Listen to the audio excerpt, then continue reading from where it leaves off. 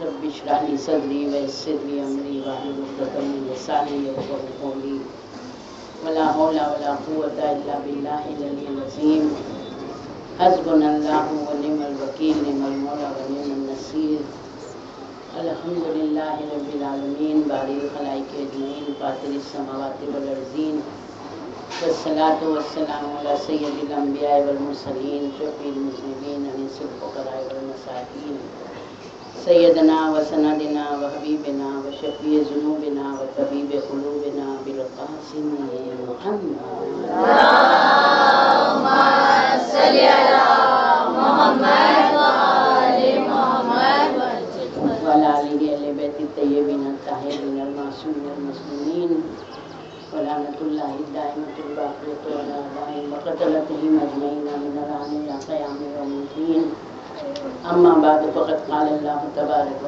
تعالی فی کتابہ المجید وفرقانہ المجید بسم اللہ الرحمن الرحیم کل نفس ذائقۃ الموت، ہر نفس کو موت کا مزہ چکھنا ہے۔ تمام تعریفیں اس پروردگار کے لیے ہیں کہ جس نے ہم کو بہترین شکل و صورت دی، عقل جیسی نعمت دی، ہدایت کا انتظام کیا اور ہم کو اس گروہ میں شمار کیا کہ جس کی تمنا 1,24,000 انبیاء علیہ السلام نے کی تھی۔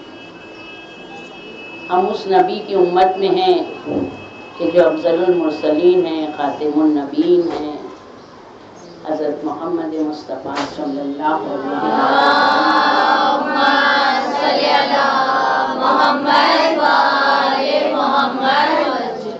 اللہ کی حدیث ہے کہ میرے بعد میرے 12 جانشین ہوں گے، جس طرح سے جناب موسیٰ کے نقیب تھے 12، اسی طرح سے میرے 12 جانشین ہوں گے۔ تو الحمدللہ ہم کو اللہ نے اس فرقے میں رکھا ہے کہ جس نے خلیفہ بلا فصل مولا کائنات علی بن ابی طالب علیہ السلام کو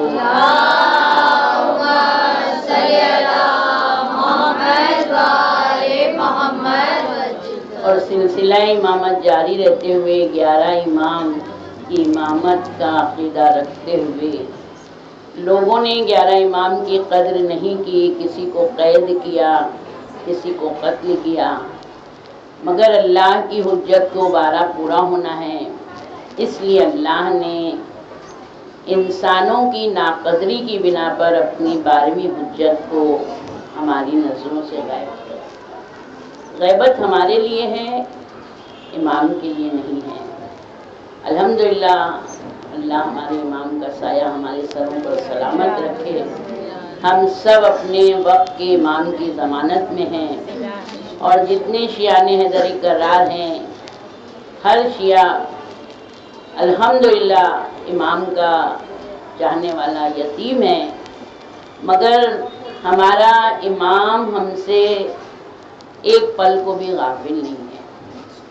اس لیے ہم سب جب بھی کسی مجلس میں بیٹھیں، کوئی محفل میں بیٹھیں، خوش ہوں، غم میں ہوں، ہمارے اٹھنے بیٹھنے کام کے ہر لمحے میں ہمارا ذکر، ہمارا تصور، ہماری فکر ہمارے امام کی طرف ہونا چاہیے، اور یہ اپنی زندگی کا شعار بنانا ہے، اپنی زندگی کا مقصد ہی یہ بنانا ہے کہ ہم کوئی نہ کوئی کام ایسا کریں کہ جو ہم اپنے امام کو راضی رکھ سکیں۔ امام کی رضا سے اللہ کی رضا ہے، تو یقیناً اللہ نے ہم کو بہت بڑے وسیلے دیے ہیں۔ اس میں سے ایک وسیلہ یہی ہے کہ ہم اپنے امام کی مجلسیں رکھتے ہیں، اس میں مومن جمع ہوتے ہیں، امام کا ذکر ہوتا ہے، امام کی سیرتیں بیان ہوتی ہیں، امام کے معجزات بیان ہوتے ہیں، امام ہم سے چاہتے کیا ہیں، امام ہماری کس چیز سے نفرت کرتے ہیں، اور امام ہماری کتنی فکر کرتے ہیں، کس طرح سے ہمارے انتظامات امام کرتے ہیں، یہ ساری باتیں ہم لوگ ان مجالس میں کرتے ہیں۔ کیسی زندگی ہم کو جینا چاہیے، ان مجالس سے ہم کو یہ درس لینا چاہیے۔ امام حسین علیہ السلام کی مجلس میں ہم تھوڑی دیر بیٹھتے ہیں، اگر ذرا دیر ہو گئی تو بڑی بے چینی ہوتی ہے، حالانکہ ہم کو اس سب کی معرفت نہیں ہے. یہ وہ صف ازا ہے کہ جتنی دیر بیٹھیں گے ہمارے گناہ معاف ہو جاتے ہیں. اور ہم سب جانتے ہیں کہ ہمارا مذہب الہی مذہب ہے. ہمارا مذہب کتابی مذہب نہیں ہے، بنایا ہوا مذہب نہیں ہے. لوگوں نے اس کو نہیں بنایا ہے بلکہ اللہ نے بنایا ہے. یہاں تک کہ نبی نے بھی نہیں بنایا، بنایا اللہ نے ہے اور پہنچایا ہے رسول اللہ نے. الحمدللہ آج تک بقا ہے. تو امام کی جس میں سید الشہداء امام حسین علیہ السلام ہیں.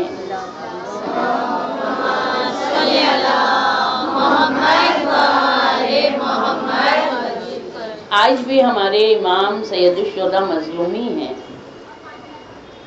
ہر امام کی ہر معصوم کے وقت میں شدت سے ہم لوگ صلوات دیکھتے ہیں، مگر جب امام حسین کا نام آتا ہے تو لوگ صلوات جیسے بھیجنا چاہیے نہیں بھیجتے ہیں.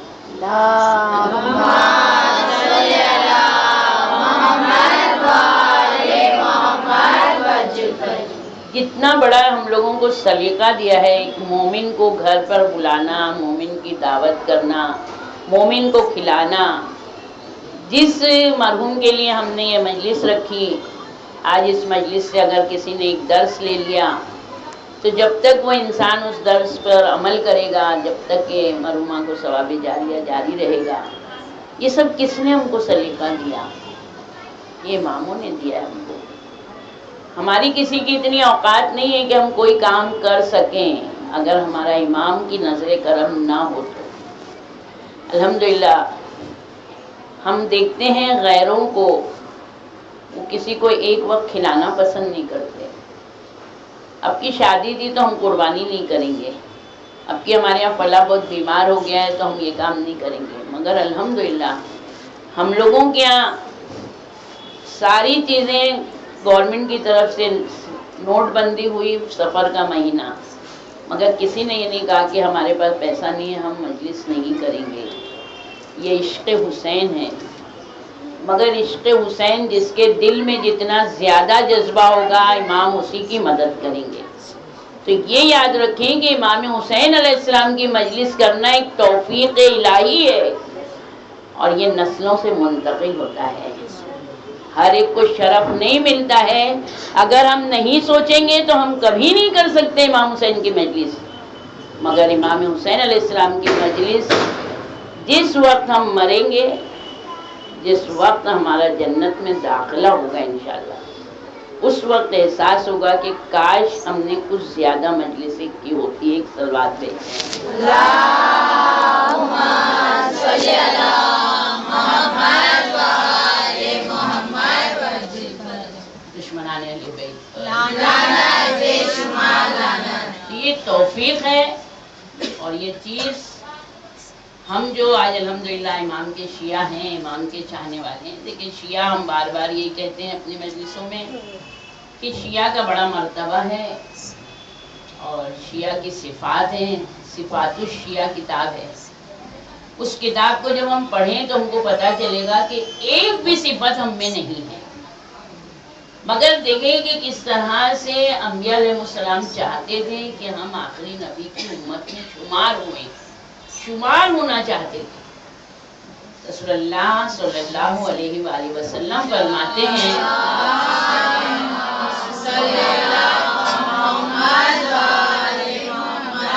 کہ جس وقت حضرت ابراہیم علیہ السلام کی ولادت ہوئی اس کے بعد میں اللہ نے ان پر سے سارے حجابات ہٹائے.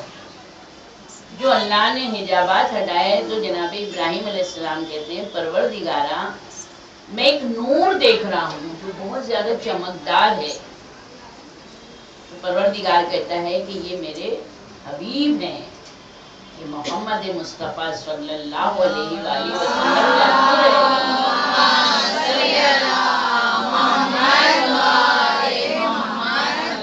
پھر ابراہیم علیہ السلام کہتے ہیں میں بازو میں ایک اور نور دیکھ رہا ہوں اسی طرح چمکتا ہوا ہے.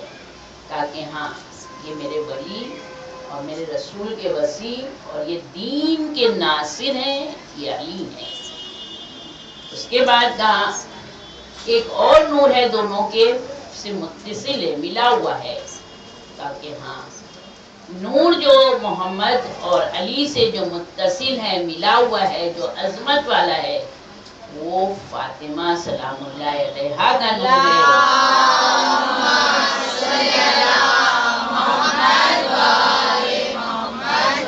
اور میں نے نام ہی ان کا فاطمہ اس لیے رکھا ہے کہ یہ اپنے چاہنے والوں کو عذاب جہنم سے دور کریں۔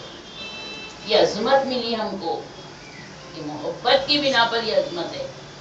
پھر جناب ابراہیم کہتے ہیں کہ دو نور میں اور ان کے ساتھ دیکھ رہا ہوں، کہ یہ ان کے دونوں بیٹے امام حسن امام حسین علیہ السلام۔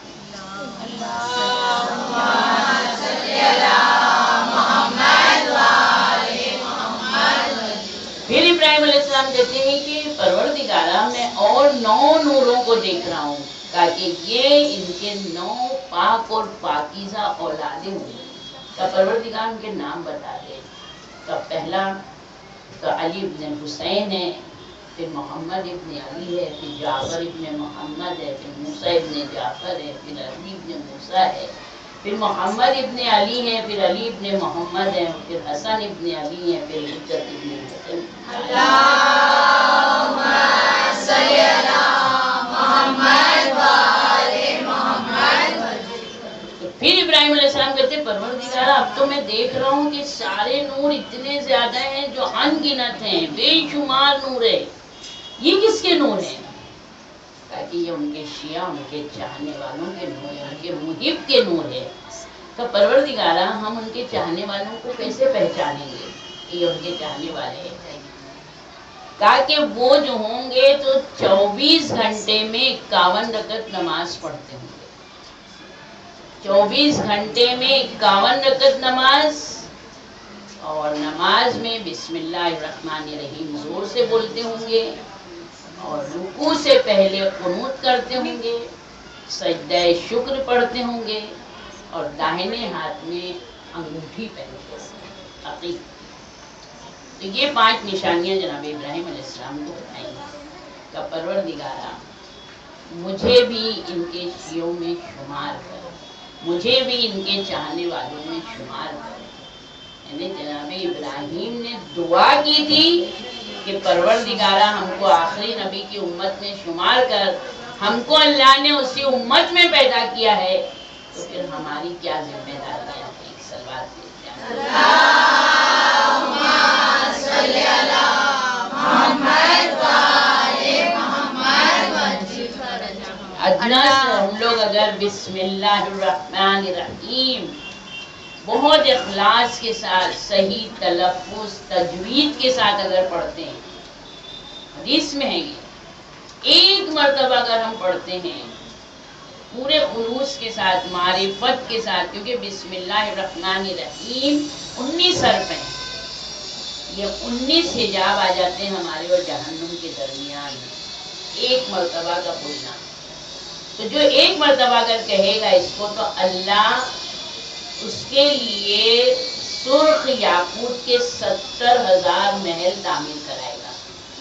ہر محل میں 70,000 کمرے ہوں گے جو سب زبردست ہوں گے، ہر کمرے میں 70,000 پلنگ ہوں گے جس پر یہ سرخ یاقوت ہوگا۔ اس کے بعد بتایا کہ ہر پلنگ پر 70,000 حوریں ہوں گی، بستر ہوں گے 70,000، ہر بستر پر حوریں ہوں گی۔ حوروں کی جو یہ سر کی جو مینڈیاں بنی ہوں گی، باریک باریک چوٹیاں، وہ 70,000 ہوں گی۔ اب جس وقت اس حور کو جو بیڈ پر بیٹھی ہے، جب اس کو دیکھا جائے گا تو اس کے دائیں طرف لکھا ہوگا محمد رسول اللہ، اس کے بائیں طرف لکھا ہوگا علی ولی اللہ، اس کی جبھی پر لکھا ہوگا حسن، اس کی ٹھڈی پر لکھا ہوگا حسین، اور اس کے ہونٹوں پر لکھا ہوگا بسم اللہ الرحمن الرحیم۔ تو پوچھا گیا یا رسول اللہ کس کے لیے ہوگا یہ محل؟ کہ جو پورے خلوص کے ساتھ، اچھی نیت کے ساتھ، پورے اعتقاد کے ساتھ بسم اللہ الرحمن الرحیم بولے گا۔ ایک سلوات دیتے ہیں۔ اللہم صلی علی محمد وآل محمد۔ ہم لوگ جب قرآن قرآن پڑھتے ہیں تو ہم بسم اللہ الرحمن الرحیم کی کبھی صحیح تلفظ ہی نہیں نکالتے ہیں، آدھا پڑھ دیتے ہیں. ہمارا ہے جو ہے کہنے کا وہ غلط انداز ہے. کس طرح ادا کرنا چاہیے اس کے بارے میں ہم کو قرآن کے لیے جاننا چاہیے. قرآن صرف آپ پڑھ رہی ہیں، اگر آپ سن رہی ہیں اور غور سے سن رہی ہیں تو اللہ ایک آپ کی نیکی لکھ دے گا، ایک گناہ معاف کر دے گا، ایک درجہ بلند کر دے گا. جو سب سے زیادہ قرآن پڑھتا ہے، سب سے زیادہ جو قرآن پڑھتا ہے، اللہ اس کو دنیا سے بے نیاز کر دیتا ہے.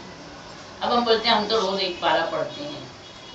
ایک پارے کی بات نہیں ہے، قرآن جتنا چاہے اتنا زیادہ پڑھے. ایک بار انسان جب قرآن شروع کرتا ہے تو ہر حرف کے بدلے میں ہر حرف کے بدلے میں اللہ اس کو ایک حرف کے بدلے میں ایک نیکی لکھتا ہے، ایک گناہ مٹاتا ہے اور ایک درجہ بلند کرتا ہے. یہاں تک کہ وہ انسان قرآن کو ختم کرتا ہے.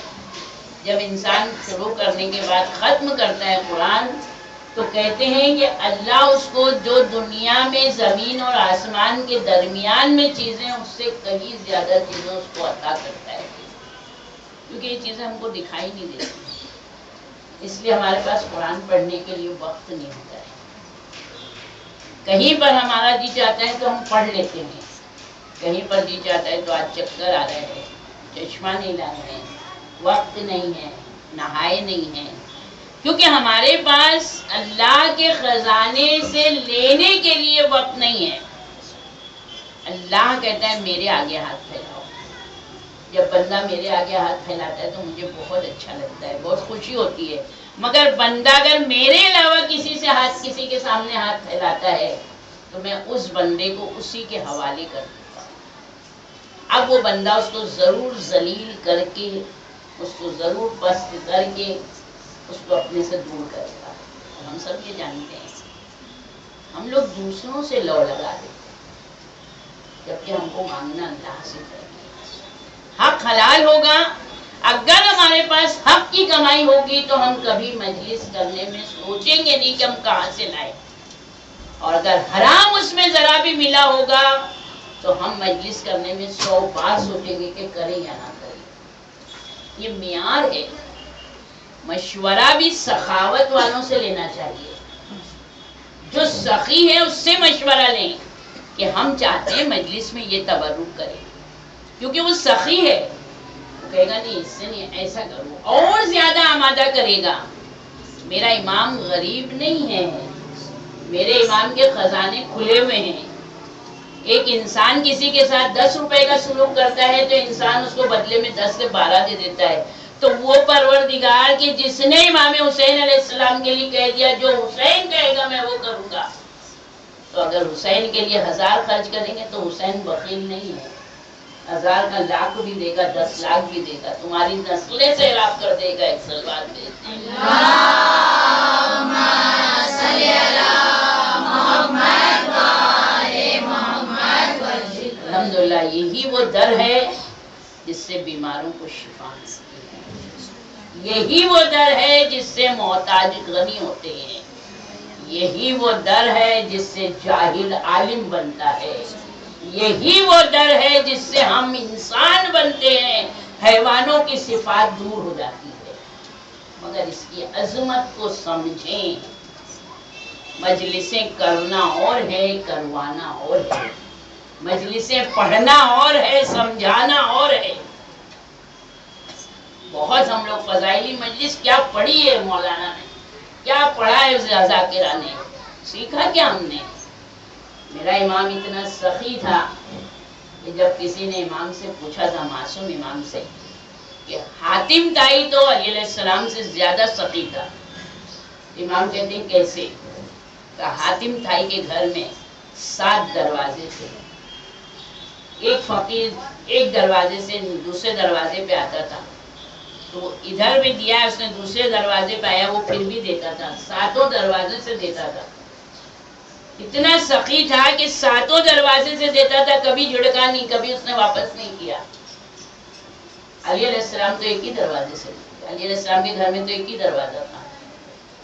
میرے امام مسکرائے، کہ حاتم جب دیتا تھا تو حاتم کے دینے میں نقص تھا کہ فقیر کو ضرورت رہتی تھی مانگنے کی، مگر علی ایک بار اتنا دے دیتا تھا کہ سیراب ہو جاتا تھا، دوبارہ آتا ہی نہیں تھا مانگنے کے لیے۔ ایک سلوات سے اللہم صلی علی محمد و آل محمد۔ یقیناً ہم لوگ اپنے امام کی سخاوت سنتے ہیں، کتنی ہم سخاوت کرتے ہیں، سن کے تو ہم بڑے خوش ہوئے ہمارا امام سخی ہے، تو جب امام ہم کو دیکھیں گے تو ہمارا امام بھی تو ہم کو دیکھ کے خوش ہوئے کہ بھائی میرے لیے اس نے بہت خرچ کیا ہے۔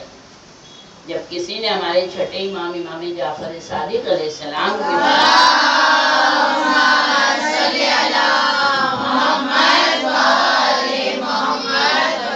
وہ ہر سال آتے تھے امام کے پاس، کیونکہ انسان جب حج کرتا ہے یا عمرہ کرتا ہے تو اب مکے میں کعبہ ہے، تو وہاں کے اوپر وہ عمرہ کرنے کے بعد اگر وہ مدینہ نہیں آیا، رسول اللہ کی زیارت نہیں کی، تو اس کا عمرہ پورا مکمل نہیں ہوتا ہے۔